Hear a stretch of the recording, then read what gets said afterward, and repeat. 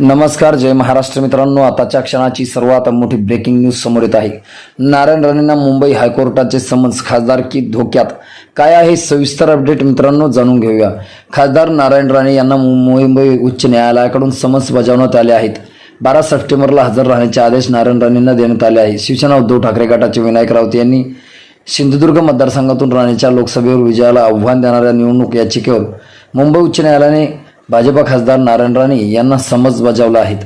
महाराष्ट्राच्या किनारपट्टीच्या कोकण पट्ट्यातील रत्नागिरी सिंधुदुर्गमधून लोकसभा निवडणुकीत पराभूत झालेल्या राऊत यांनी निवडणूक जिंकलेल्या भाजपच्या नारायण राणे यांना भ्रष्ट आणि बेकायदेशीर मार्गाचा वापर केल्याचा आरोप करत पुन्हा मतदानाची मागणी केली आहे. तत्कालीन केंद्रीय मंत्री नारायण राणे यांनी शिवसेना प्रमुख उद्धव ठाकरे आणि आदित्य ठाकरे यांच्या जवळचे मानले जाणारे राऊत 2 वेळा खासदार राहिलेले यांचा पराभव केला होता. यानंतर त्यांनी निवडणुकीविरोधात याचिका दाखल केली.